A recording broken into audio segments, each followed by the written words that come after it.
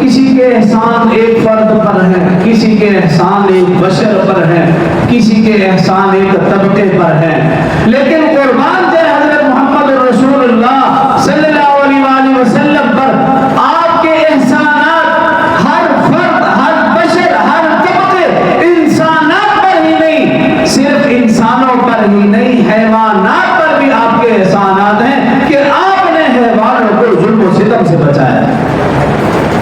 یہ رسول اللہ صلی اللہ علیہ وسلم کے احسان ہے، ہر طبقے کے ہر فرد اور ہر بشر پر احسانات ہیں۔ آپ دیکھیے یتیموں پر رسول اللہ صلی اللہ علیہ وسلم کے احسانات ہیں کہ رسول اللہ صلی اللہ علیہ وسلم جب تشریف لائے یتیموں کا مال اڑا لیا جاتا تھا، رسول اللہ صلی اللہ علیہ وسلم نے ارشاد فرمایا جو یتیموں کے سر پر شفقت سے ہاتھ رکھے گا، جو یتیموں کی پرورش کرے گا، آقا صلی اللہ علیہ وسلم نے احسان کیا، فرمایا کہ وہ اور میں قیامت کے دن یوں ساتھ ہوں۔ کتنا بڑا احسان ہے۔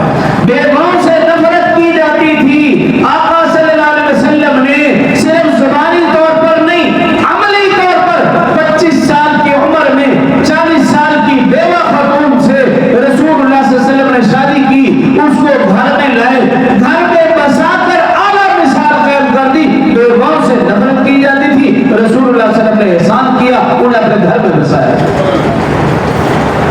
مزدوروں کے حقوق غصب کیے جاتے تھے، آقا صلی اللہ علیہ وسلم کا احسان دیکھیے، آقا صلی اللہ علیہ وسلم نے فرمایا مزدور کا پسینہ خشک ہونے سے پہلے اس کی اجرت دے دی جائے، یہ مزدوروں پر احسانات ہیں رسول اللہ صلی اللہ علیہ وسلم۔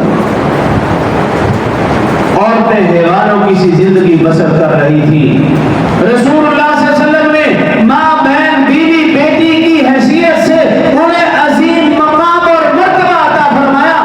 بہن کا وراثت میں کوئی تصور ہی نہیں تھا، بہن کا وراثت میں کوئی تصور ہی نہیں تھا، رسول اللہ صلی اللہ علیہ وسلم نے بہن کو وراثت میں، جائیداد میں حق دیا اور اس پر احسان کیا۔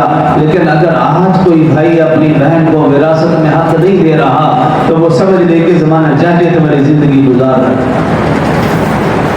رسول اللہ صلی اللہ علیہ وآلہ وسلم نے بیوی کو جوتے کی نوک پر رکھا جاتا تھا، نوکرانی سمجھا جاتا تھا، رسول اللہ صلی اللہ علیہ وسلم نے کیا فرمایا؟ خیرکم خیرکم لأہلہ وأنا خیرکم لأہلی، فرمایا تم مردوں میں سے سب سے بہتر وہ ہے جو اپنی بیوی کے لیے بہتر ہو، اور فرمایا میں اپنی بیوی کے لیے سب سے بہتر ہوں۔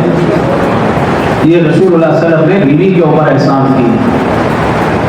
بیویوں سے نفرت کی جاتی تھی، قریب نہیں بٹھایا جاتا تھا، آقا صلی اللہ علیہ وسلم نے اپنی بیویوں کو اپنے پاس بٹھایا، ان کے منہ میں اپنے ہاتھ سے لقمہ دیا، ان کے ہاتھوں سے خود لقمہ کھلایا، خود لقمہ کھایا۔ یہ رسول اللہ صلی اللہ علیہ وسلم نے خواتین پر احسانات کر۔ اسی طرح ماں کے ساتھ، سوتیلی ماں کے ساتھ، باپ مر جاتا تو سوتیلی ماں کے ساتھ زنا کیا جاتا تھا، سوتیلی ماں کے ساتھ۔ شوہر فوت ہو جائے بیوی کو اس کے ساتھ زندہ دفن کر دیا جاتا تھا۔ رسول اللہ صلی اللہ علیہ وسلم نے فرمایا الجنت تحت اقدام الامہات، ماں کے قدموں کے نیچے اللہ نے جنت رکھ دی ہے، جس نے ماں کی خدمت کی وہ حقیقت میں جنت میں پہنچ گیا۔ یہ احسان کیا ایک صرف حدیث۔ بیٹیوں کو زندہ جلوہ کیا جاتا تھا، بیٹیوں کے ساتھ دیکھو نفرت کی آخری انتہا، زندہ درگور، مانگنا بھی نہیں، زندہ درگور۔ رسول اللہ صلی اللہ علیہ وسلم نے ارشاد فرمایا جو شخص اپنی بیٹی کی صحیح تعلیم و تربیت اور پرورش کرے گا، رسول اللہ صلی اللہ علیہ وسلم نے یوں اشارہ فرمایا، کہا وہ شخص اور میں جنت میں ساتھ ہوں گے۔ ہاں انگلیوں میں فرق تو ہے، ظاہر ہے کہ نبی کے مقام میں اور غیر نبی میں فرق، لیکن فرمایا کہ میں اور وہ جنت میں ساتھ ہوں گے جس نے اپنی بیٹی کی صحیح تعلیم و تربیت اور پرورش کی۔ یہ بیٹیوں پر احسانات۔ انسان کے خون کی کوئی قدر و قیمت نہیں تھی، معمولی بات پر جھگڑا ہوا، سارا سال تک ایک دوسرے کے قتل ہو رہے، رسول اللہ صلی اللہ علیہ وسلم نے کیا احسان فرمایا؟ کہا کہ انسان خانہ کعبہ سے بھی زیادہ محترم ہے۔ یہ احسان کیا رسول اللہ صلی اللہ علیہ وسلم نے انسان کا۔ اسی طرح یہ شجر حجر، انسان شجر حجر کیڑے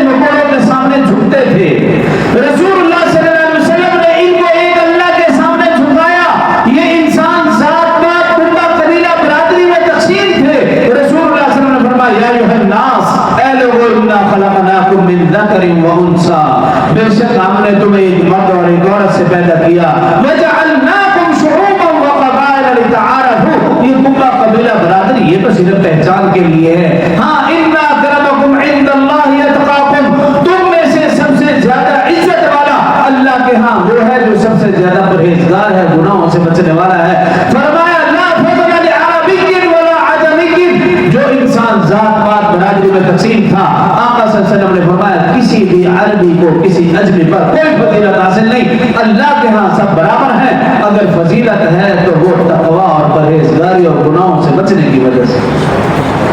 یہ رسول اللہ صلی اللہ علیہ وسلم کے احسان ہے۔